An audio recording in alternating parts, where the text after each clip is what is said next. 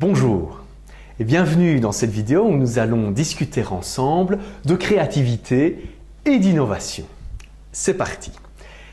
La créativité et l'innovation sont des sujets très vastes et on va voir ensemble en quoi cela consiste et vous donner toute une série d'exemples pour vous permettre de mieux intégrer ces deux dimensions dans votre pratique professionnelle ou scolaire, par exemple si vous êtes élève, étudiant ou si vous êtes par exemple chef d'entreprise, employé ou demandeur d'emploi.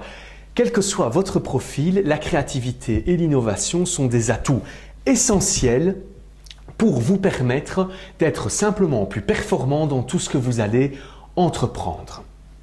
Alors partez toujours du principe que vous êtes unique, forcément.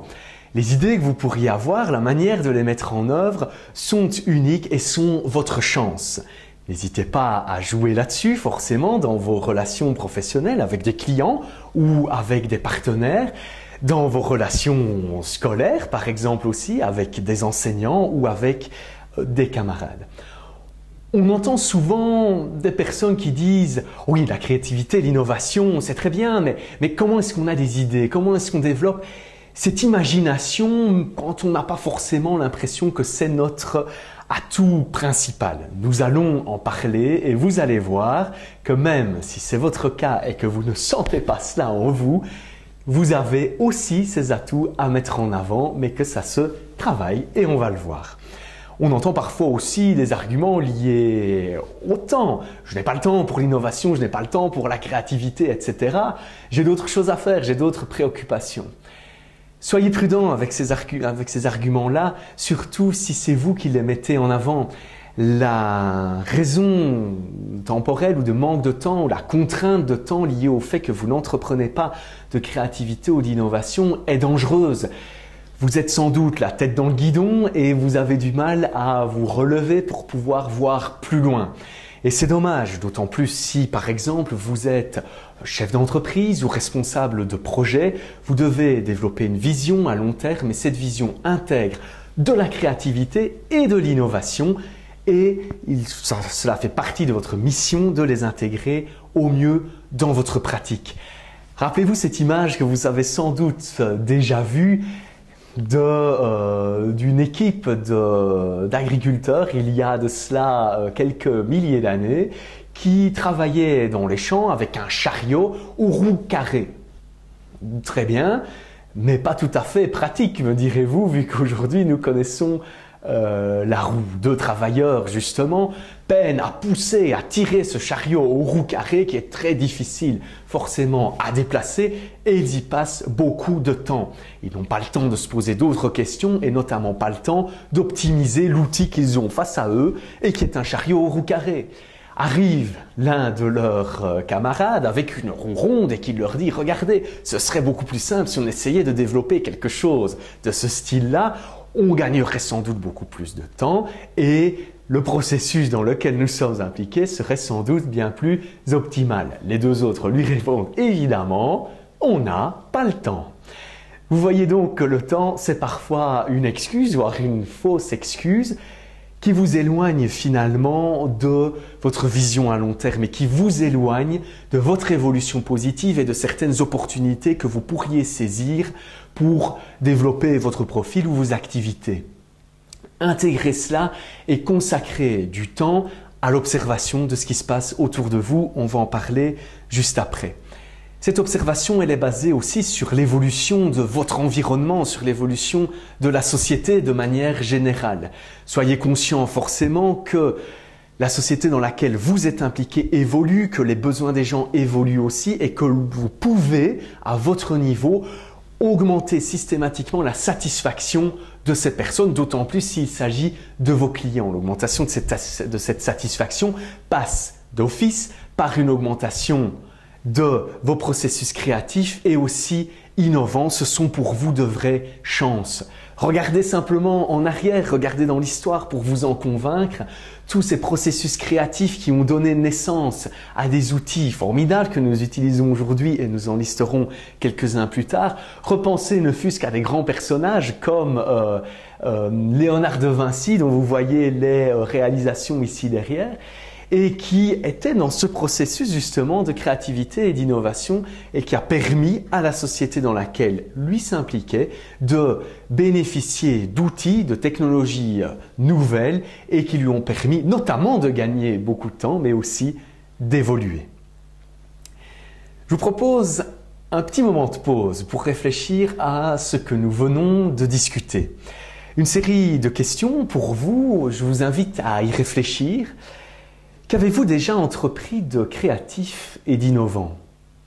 Que ce soit dans votre vie privée, dans votre vie professionnelle par exemple, dans votre vie scolaire aussi. Trouvez des exemples de processus créatifs que vous avez mis en place et du contexte dans lequel ces derniers s'inscrivaient. Réfléchissez à ça, gardez ça en tête, on va en reparler un petit peu plus tard. Plantons maintenant, si vous le voulez bien, le décor de toute cette idée et axée autour de la créativité et de l'innovation. Et distinguons ces deux mots importants dont on parle depuis le début par une définition ou une explication de ce que chacun est et comment les deux s'intègrent l'un par rapport à l'autre. Commençons par le premier, par la créativité. La créativité, de manière générale, c'est une curiosité, toujours éveillée, une observation constante de ce qui se passe autour de vous pour essayer en permanence d'identifier des liens entre les choses, des liens innovants, des liens uniques, des liens que personne d'autre, peut-être avant vous, n'aurait pu faire. Pour ça, vous devez être à l'affût de ce qui se passe autour de vous, de la société, de sa manière de fonctionner, etc. Réfléchissez aussi à des manières d'optimiser ce que vous observez, d'optimiser ces différents liens. Vous commencez à développer comme ça toute une réflexion créative qui va vous permettre de mettre en place des idées, des propositions. Cette créativité, elle est aussi essentielle pour anticiper les choses. Plus vous réfléchirez de manière créative, plus vous pourrez vous préparer aux situations éventuellement dans lesquelles vous pourriez vous retrouver et en devenir acteur et beaucoup plus en tout cas actif que passif parce que vous vous êtes préparé par imagination et vous savez finalement comment agir ou comment réagir. Pensez à cette anticipation qui est très importante. Vous voyez en fond d'image la Lune. Je voulais justement parler avec vous d'un exemple de ça, de la créativité, en se rappelant finalement certaines personnes qui parlaient déjà de la Lune simplement par imagination, bien avant qu'on en connaisse tout ce qu'on en connaît aujourd'hui. Vous connaissez très bien celui-ci, Tintin et Hergé, qui sont allés finalement sur la Lune bien avant que l'homme n'y pose les pieds. Jules Verne aussi parlait de voyage sur la Lune bien avant que l'on concrétise ce projet. Tout ça simplement par processus imaginatif et créatif, une créativité évidemment travaillée, une créativité documentée et comme vous le voyez par exemple dans le cas de Tintin et d'Hergé, une créativité qui était basée sur une connaissance assez précise de la société, de son état et du développement par exemple de certaines technologies qui auraient pu rendre possible ce voyage de Tintin sur la Lune. On est dans ce processus complètement créatif par rapport à un sujet précis. Vous me direz, depuis, on y est allé sur la Lune, ça veut donc dire que le processus s'est poursuivi et c'est effectivement le cas. Ce qui nous amène à parler de l'étape suivante qui est liée à la créativité et qui suit l'étape de créativité ou de développement créatif qui est l'innovation. Vous avez réfléchi, vous avez des idées, il est temps de les concrétiser. C'est cette phase d'innovation durant laquelle vous identifiez par exemple des besoins qui sont liés aux liens et aux observations que vous auriez pu faire précédemment, que vous avez peut-être idéalement pu anticiper et vous allez proposer une solution pour essayer de résoudre ces besoins. Ce processus d'innovation va aboutir à un résultat concret, à un résultat qui soit visible et vous allez finalement en fait concrétiser cette idée que vous avez eue et concrétiser le résultat, le produit de votre imagination. Pour revenir à l'exemple que je vous donnais précédemment sur la Lune et l'histoire de Tintin ou de Jules Verne par exemple, qui simplement par imagination avait déjà pu voyager là-bas bien avant que l'homme n'y pose le pied, la partie innovante de toute cette histoire est vraiment arrivée quand les Américains ont développé le matériel, ont concrétisé le matériel qui a vraiment permis d'envoyer des cosmonautes sur la Lune. Donc vous avez là un processus complet qui a commencé par une phase créative, qui s'est poursuivi par cette phase d'innovation et qui aujourd'hui encore continue, vu que l'homme remettra probablement le pied sur la Lune prochainement.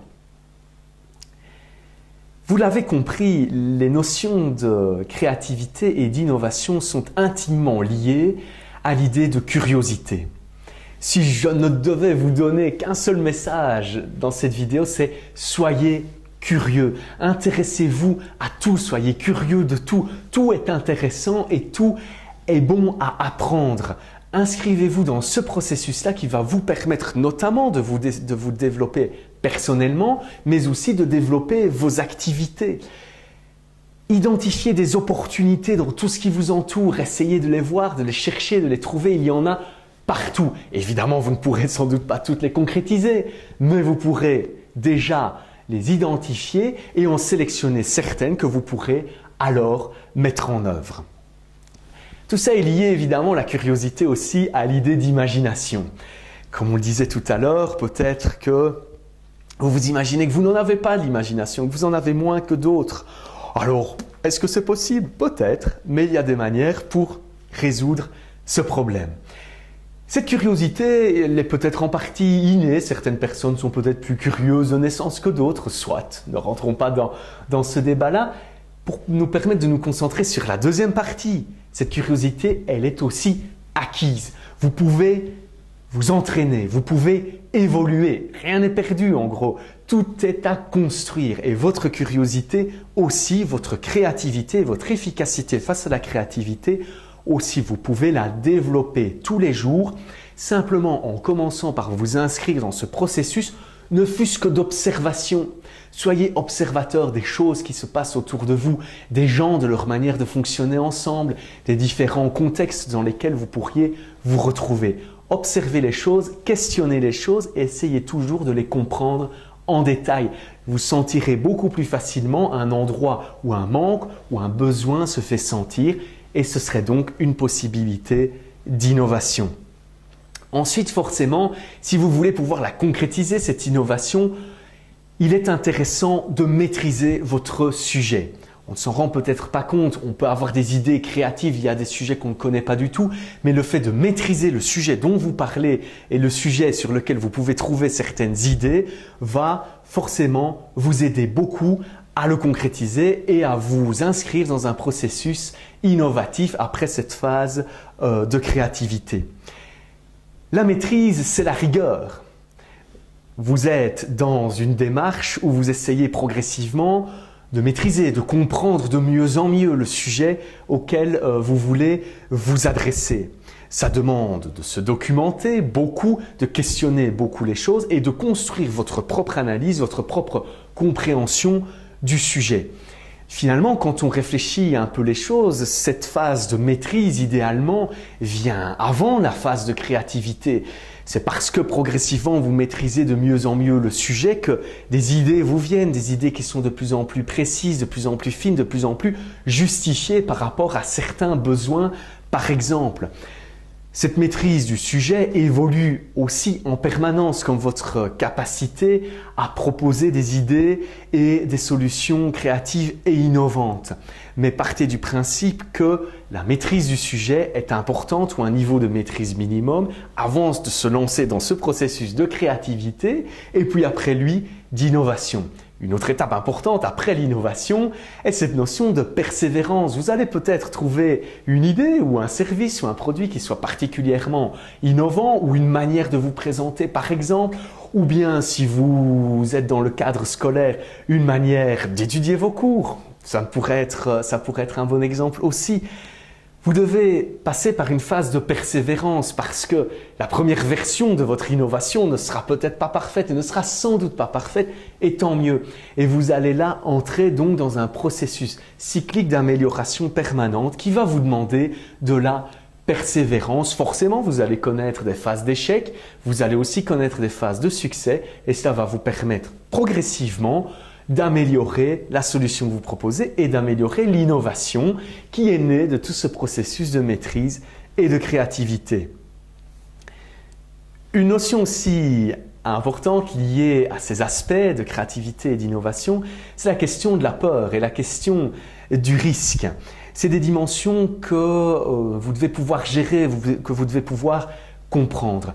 Concrétiser une idée, c'est quelque chose de difficile. On préfère généralement avoir beaucoup d'idées et se dire « ok, c'est bien, je les range dans un tiroir » et on passe à autre chose. Et vous restez finalement dans un processus parfois un peu routinier. Obligez-vous ou invitez-vous tout du moins à aller au-delà de cette peur, à aller découvrir toutes les possibilités qui se cachent au-delà de la peur, qui sont forcément la créativité et des possibilités importantes et des opportunités importantes pour vous et pour les personnes qui vous entourent pour l'avenir. Vous pourriez jouer les choses finalement de deux manières. Une manière plutôt sûre et moins risquée de s'inscrire dans ce processus, c'est de travailler à la marge avec une certaine sécurité par rapport à l'innovation en vous disant que l'amélioration par exemple d'un produit ou d'un service qui existe déjà, c'est aussi un processus créatif et d'innovation. Jouer sur cette marge, proposer un petit plus, un petit mieux, c'est déjà très bien et c'est déjà une grosse différence par rapport à ce que vous faisiez peut-être avant. Vous pouvez intégrer aussi ces notions dans votre vie privée par exemple. Ne révolutionnez pas votre vie du jour au lendemain parce que vous avez une bonne idée. Vous pouvez ne fût-ce qu'entreprendre de petits changements et avancer comme ça progressivement. Vous allez déjà vous inscrire de cette manière dans un processus évolutif qui sera positif pour vous et pour les personnes qui vous entourent. En tant que manager, vous avez aussi cette question de la peur et du risque à gérer et surtout une obligation professionnelle, on pourrait le dire, d'aller au-delà de ça et d'être leader de votre équipe et de l'entraîner dans ces processus-là en générant des idées ou tout du moins en créant le contexte, le terreau qui va permettre à vos collaborateurs de proposer des idées, de faire fonctionner leur imagination et d'avancer ensemble vers de l'innovation, ce qui pourrait être par exemple l'innovation en proposant de nouveaux produits à vos clients ou bien tout simplement de l'innovation par rapport à vos processus en interne. Ça pourrait être déjà ça et ce serait déjà très bien et sans doute de belles évolutions pour votre équipe. Il en va en tant que manager de votre rôle de leader, d'un leader qui notamment forcément s'expose face à son équipe, mais aussi expose des idées et permet à d'autres de communiquer le résultat de leur imagination. Pour illustrer tout ça, je vous propose de revenir en détail sur un homme qui a clairement marqué l'histoire de la créativité et de l'innovation au 19e et au 20e siècle, qui est Thomas Edison, qui a inventé l'ampoule à incandescence, la première ampoule. J'ai repris ici une série de citations de Thomas Edison qui sont, je trouve, tout à fait caractéristiques de ces processus créatifs et innovants. Thomas Edison, c'est une personne qui a su aller voir bien au-delà des horizons connus et bien au-delà de ce qui se faisait déjà à ce moment-là, un peu comme en son temps, Christophe Colomb avait pu le faire aussi en repoussant toujours plus loin les horizons du monde connu. Jusqu'alors, la lumière que les personnes utilisaient, par exemple dans les bâtiments, était du feu, était des bougies par exemple. Et alors vous pouvez toujours réfléchir le processus d'amélioration à la marge en vous disant comment pourrait-on améliorer pour avoir un meilleur feu par exemple. Ce n'est pas l'optique que Thomas Edison a choisi. Il a choisi vraiment de se positionner dans une démarche d'innovation en allant voir beaucoup plus loin et en testant les choses beaucoup plus loin avec créativité. Simplement une série de citations, notamment ici, qui reviennent sur la valeur de l'idée. Pour vous montrer à quel point, et je pense que Edison l'avait très bien compris de par sa longue expérience, à quel point la valeur d'une idée ne réside entièrement, en tout cas en très grande partie, dans les capacités que nous avons à la concrétiser. Une belle idée qu'on ne sait pas concrétiser, que va-t-on en faire? Sans doute pas grand-chose. Alors qu'une idée qu'on peut concrétiser tout de suite prend beaucoup plus de valeur. Pour citer Edison qui disait par exemple que le génie est fait à 1% d'inspiration et à 99% de transpiration, vous voyez clairement que cette inspiration, c'est cette phase de créativité, mais que le plus important d'après Edison, c'est clairement cette phase de persévérance par rapport à son innovation. Edison dit aussi la valeur d'une idée dépend de son utilisation, on vient de le dire et c'est probablement vrai et partagé et vrai pour vous aussi. Et il cite également sur ce thème justement de la valeur de l'idée, si nous faisions tout ce que nous sommes capables de faire, nous en serions abasourdis. Vous avez beaucoup d'idées, vous ne les concrétisez peut-être pas toujours, voire rarement. D'après Edison, et je partage vraiment son avis, la concrétisation de certaines de vos idées vous surprendrait et vous surprendriez vous-même et sans doute votre entourage aussi et ça vous permettrait d'évoluer et de vous développer bien au-delà des possibilités que vous avez actuellement. Continuons avec Edison qui revient justement sur cette notion de persévérance. Edison, avant d'arriver à développer le modèle de l'ampoule à incandescence que l'on connaissait il y a encore de cela quelques années, a fait des milliers littéralement de tests infructueux pour arriver à un modèle qui fonctionnait. Et il nous dit par rapport à ça que notre plus grande faiblesse finalement réside dans l'abandon. Vous pouvez avoir une bonne idée, l'avoir concrétisée, mais alors entrer dans ce cycle de persévérance pour être sûr que vous pouvez optimiser et développer des améliorations pertinentes pour votre idée, pour votre produit, votre service ou votre technologie par exemple. Il dit aussi « Je ne suis pas découragé car tout nouvel échec constitue un pas de plus vers la victoire. » La victoire n'est pas binaire, c'est pas du oui ou non dès que vous avez eu une idée. Vous entrez alors dans cette bataille vraiment avec votre idée, avec votre produit par exemple, que vous devez développer, améliorer toujours avec courage, persévérance, en croyant en vous, et partant du principe, pour garder toujours courage, que vous êtes la première personne à devoir croire en vous. Il dit ensuite « Je n'ai pas échoué ». Et comme je vous le disais juste avant, il continue « J'ai simplement trouvé 10 000 solutions qui ne fonctionnent pas ». Ce n'est pas parce que votre idée ne fonctionne pas ou la manière de concrétiser ne fonctionne pas que votre idée n'est pas bonne. Edison voulait développer de la lumière ou créer de la lumière à partir d'un filament qui chaufferait très fort et qui donc produirait de la lumière. Vous voyez qu'il a fini par y arriver après des milliers de tests infructueux. Vous serez sans doute aussi dans ce modèle-là. Si ça arrive ou si c'est le cas pour le moment, pensez à Edison et ça vous rendra sans doute un peu de courage. Je vous propose un nouveau moment de pause avec de nouvelles questions qui vont vous permettre de pousser plus loin votre réflexion par rapport à votre créativité et à votre innovation. Quelle est votre méthode pour avoir des idées nouvelles? Alors, si vous n'en avez pas forcément, essayez de réfléchir à comment vous pourriez faire, ce que vous aimeriez faire pour avoir des idées nouvelles. Essayez de vous inspirer de ce qui existe, de ce que vous connaissez et de ce qui vous entoure.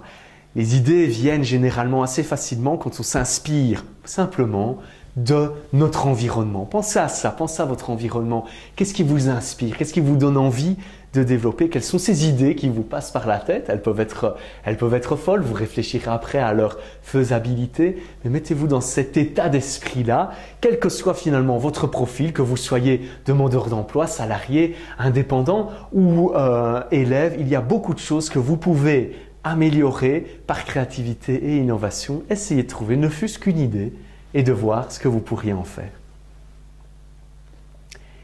Et finalement, maintenant, en pratique, comment construire tout ça? Vous êtes une entreprise, un demandeur d'emploi, un étudiant et vous voudriez développer une démarche, une approche de créativité et d'innovation par rapport à certains aspects que vous pourriez définir précisément ou bien certains qui pourront apparaître comme ça au fur et à mesure. Pour une entreprise, forcément, ça va de soi, vous avez intérêt à vous mettre dans cette optique-là pour ne fût-ce que assurer votre compétitivité en permanence. L'innovation, le développement d'idées nouvelles, de nouveaux produits, de nouveaux services vont vous permettre de vous inscrire dans un processus dynamique et de garantir surtout votre agilité en permanence. vous avez besoin d'évoluer avec la société qui vous entoure pour toujours proposer des solutions plus satisfaisantes pour le client final ou pour vos partenaires. En tant que demandeur d'emploi, il y a aussi beaucoup de choses que vous pouvez faire en termes de créativité et d'innovation, ne fût-ce que pour votre recherche d'emploi ou pour la relation que vous pourriez avoir avec un recruteur ou avec un potentiel employeur, dans la manière de vous présenter, dans la manière de présenter votre CV, votre lettre de motivation par exemple. Vous pouvez déjà faire preuve de créativité et d'innovation. S'il y a certains objets, produits, services, certaines choses auxquelles vous avez déjà pensé, faites-en part à ces employeurs potentiels pour autant qu'elles vous semblent pertinentes et discutez-en avec vous. Un employeur est toujours à la recherche de bonnes idées et cette richesse incroyable lui vient très souvent, voire dans la majorité des cas, de ses employés, de ses équipes. C'est de là que naît cette créativité et c'est de là que naît demain pour une entreprise. En tant qu'étudiant, réfléchissez aussi à tout ce que vous pouvez entreprendre aujourd'hui, à toute cette créativité que vous pouvez mettre en place et qui peut, par exemple, vous faciliter la vie pour étudier, pour développer une méthode de travail à l'école, pour développer une méthode de travail en classe aussi, ne fût-ce que ça, de présentation de vos projets, de réalisation de vos projets scolaires et de concrétisation de vos projets scolaires, ou bien de vos projets ou de vos initiatives privées. Intégrez tout ça et vous verrez la richesse que tout ça va vous apporter. Alors, pour vous donner quelques exemples un peu plus concrets d'innovation ou d'objets, de produits qui sont nés de ce processus dont on parle ici, quelques exemples axés autour d'un thème précis que j'ai choisi pour vous et je me suis inspiré pour ça d'une revue scientifique récente qui reprenait toute une série d'objets connectés. C'est un peu le thème que je trouvais intéressant ici. Finalement, on parle beaucoup et de plus en plus évidemment de nouvelles technologies. Elles sont partout. Les objets connectés s'installent de plus en plus dans nos vies. Ils deviennent clairement des objets incontournables. Et je voulais simplement vous montrer au travers d'une série de thèmes à quel point l'innovation est omniprésente et à quel point l'innovation est un processus permanent et bénéfique finalement pour l'ensemble de la société et pour vous y compris. Que ce soit dans le thème des communications et des multimédias, prenons l'exemple de la reconnaissance faciale par exemple. On a vu récemment une grande marque de smartphones qui intégrait la reconnaissance faciale afin de déverrouiller les téléphones. Certains interphones maintenant fonctionnent par reconnaissance faciale et permettent directement aux personnes d'accéder à un bâtiment par exemple. Vous pouvez rentrer chez vous simplement en montrant votre tête à l'interphone et il vous reconnaît. On a là une innovation claire qui va s'installer de plus en plus dans notre vie quotidienne et qui est issue d'un processus créatif. Dans le domaine de l'habitat et de l'environnement, on voit fleurir de plus en plus dans les magasins d'électroménager par exemple des lave-linges maintenant avec lesquels vous allez pouvoir communiquer. Comme vous communiquez parfois avec votre smartphone, vous pourrez avoir, si cela vous dit, une discussion à propos d'une lessive appropriée avec votre lave-linge. C'est déjà le cas aujourd'hui. Alors c'est un peu amusant, mais vous voyez que l'innovation part dans tous les sens. Aussi en termes de loisirs et de jeux, vous voyez le développement de plus en plus de propositions de casques à réalité augmentée, virtuelle et qui sont aujourd'hui des réalités mixtes, c'est-à-dire qu'elles intègrent ce qui est physique et ce qui est virtuel. Vous pouvez toucher autour de vous une série d'objets virtuels et comme ça vivre dans des dimensions qu'on ne connaissait pas avant et qu'on a pu mettre en place progressivement aujourd'hui. D'autres exemples, par exemple pour les activités créatives, on voit de plus en plus d'imprimantes 3D. Typique l'imprimante 3D d'un objet qui est lui-même issu d'un processus de création et d'innovation et qui devient aujourd'hui un outil d'innovation et un outil de création. L'outil se démocratise, on peut en avoir une chez soi aujourd'hui sans trop de problèmes. Et vous voyez qu'il s'agit là d'un outil qui vous ouvre des possibilités infinies de création et d'innovation. La seule limite finalement, c'est votre imagination. En termes de sport et de bien-être, les objets connectés sont aussi présents, par exemple avec les montres qui, truffées de capteurs, vous permettent d'étudier votre rythme pendant l'effort, etc., d'étudier votre alimentation et qui deviennent des partenaires afin d'optimiser d'une certaine manière votre activité sportive. Enfin, en termes de mobilité, les objets connectés sont aussi présents aujourd'hui dans, par exemple, des scooters, des vélos qui soient aussi électriques. Ces objets connectés vous permettent de converser avec le véhicule et le véhicule de comprendre beaucoup mieux la situation et le contexte, comprendre entre guillemets, le contexte dans lequel l'objet et vous-même êtes présent. Vous voyez que l'innovation est importante et qu'elle modifie fondamentalement nos vies. Elle est importante et elle vous demande de vous inscrire aussi dans ce processus-là pour en devenir, non pas forcément uniquement un spectateur, mais aussi un acteur. Alors, je voudrais vous inviter maintenant, sur base de ce qu'on vient de discuter, à réfléchir aux questions suivantes. Quelles opportunités avez-vous pu déjà identifier? Réfléchissez un peu à votre environnement et à ces idées que vous auriez pu déjà identifier peut-être déjà auparavant.